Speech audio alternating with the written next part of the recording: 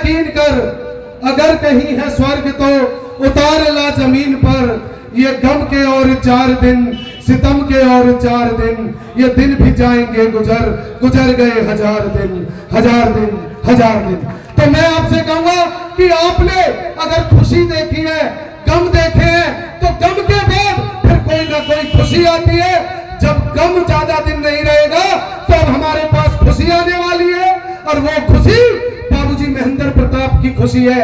हमें उन्हें जिताना है। अब एक बार मैं आमंत्रित करता हूं, निवेदन करता हूं बड़े भाई विवेक प्रताप जी से कि वो अपने विचार रखे, और आप जोरदार तालियों के साथ उनका स्वागत करेंगे। विवेक प्रताप जी।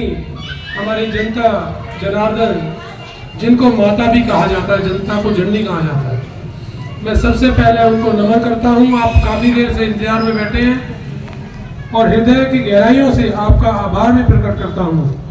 मंचासीन हमारे भाई आबाज जी, कमल जी, झा जी, बाबूलाल रवि जी, प्रवीण जी, आनंद जी और हमारे सभी साथीगण, महानुभाव, सबका नाम लेता रहूं, काफी टाइम लग जाएगा। मेरे लिए सभी आदरणीय हैं और जो बड़े हैं वो सभी पूजनीय हैं। आज मैं बहुत अरसे बाद यहाँ आया हूँ। मैं इस इलाके में जब पिताजी 91 में मिनिस्टर थे, 82 में भी जब एमएलए बने थे, तो यहाँ आया करता था। आज दुख भी इतना हुआ कि इतने अरसे बाद भी यहाँ की हालत, जब जैसे पिताजी छोड़ के गए थे, उस टाइम में जितना मैक्सिमम काम कर सकते थे, जब उस टाइम संसाधन भी इतने ज्यादा नहीं थे, तो जितना संसाधन होता था मैक्सिमम लगाते थे। और ये कॉलोनी भी, ये जितनी भी कॉलोनी है यहाँ आसपास की है, सारी पिताजी के टाइम की पास हुई है। पिताजी ने ही इनको पास कराया था उस टाइम पे। और मैक्सिमम ये रिकॉर्ड है हरियाणा में कि जो कॉलोनीज हैं या कई झुग्गी झोपड़ी एरियाज हैं, उनको सबको सुरक्षा देने का काम ये विधानसभा में भी क्वेश्चन उठता था कि सिर्फ चौधरी महेंद्र प्रताप इनको संरक्षण देता, सहारा देता, इनको रोकता है। हमेशा ये बात उठती थी। लेकिन आज मुझे इतना दुख हो रहा है कि संसाधन होने के बावजूद भी और इतना उत्थान होने के बावजूद 15 साल से यही तो है इस इलाके को नुमाइंदगी कर रहे हैं। कृष्ण पाल जी 5 साल में एमएलए भी थे, 10 साल से मिनिस्टर भी हैं, लोकसभा के सांसद भी रहे। उसके बावजूद ये हालत जो की तो पड़ी हुई है, सड़कें टूटी पड़ी हैं, चलने की हालत नहीं है। गाड़ियां तो चलने छोड़ दो, पैदल चलना भी दूभर है यहाँ से। मैं एक बात आपसे कहना चाहता हूँ, हालांकि हमारे कई बार घर में जब हम जिक्र करते हैं तो एक बात आई कि अगर राजनीति में प्रवेश करना है ना, अगर आपके अंदर सेवा का भाव है और परमार्थ का भाव है तो राजनीति में प्रवेश करो, अन्यथा आपको पाप लग जाएगा कि परमार्थ से।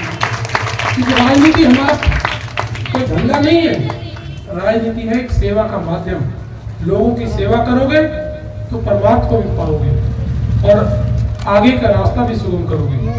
लेकिन यहाँ अब क्या हालत हो रही है, कुछ 10-15 सालों से ये हालत पैदा हो रही है, राजनीति को धंधा बना दिया है। धंधे में के लिए राजनीति इस्तेमाल करी जा रही है।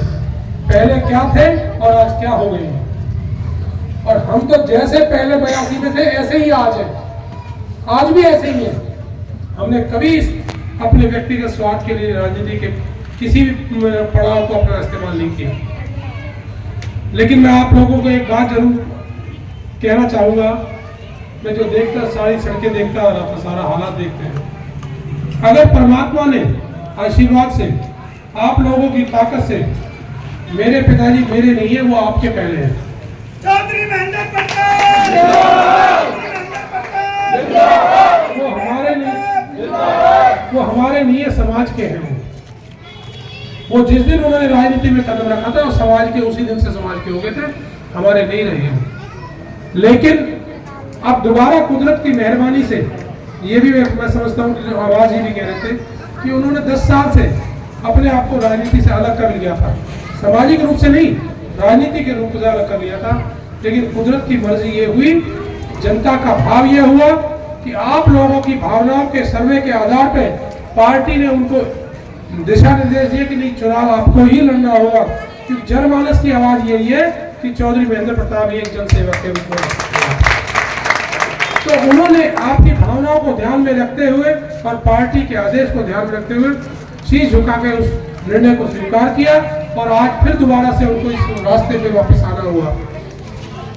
अब ये ताकत और ये शक्ति आप जो हमें देंगे, मैं ईमानदारी से वचन के साथ कह सकता हूं, वो 100 की 100% आपकी सेवा में आपको लौटाई जाएगी और वो आपके परिवार और आपके उत्थान के लिए कार्य किया जाएगा।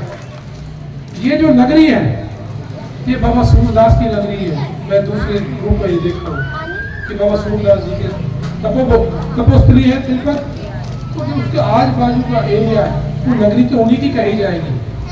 अभी मेरे मन में एक विचार आया था, खड़े खड़े जब ये विचार आया था, बाबा सूरदास जी का जब जिक्र हो रहा था, मगर क्यों ना हम इस पूरे इलाके को बाबा सूरदास की नगरी का नाम दे दें और बाबा सूरदास की नगरी से यह इलाका पहचाना जाएगा।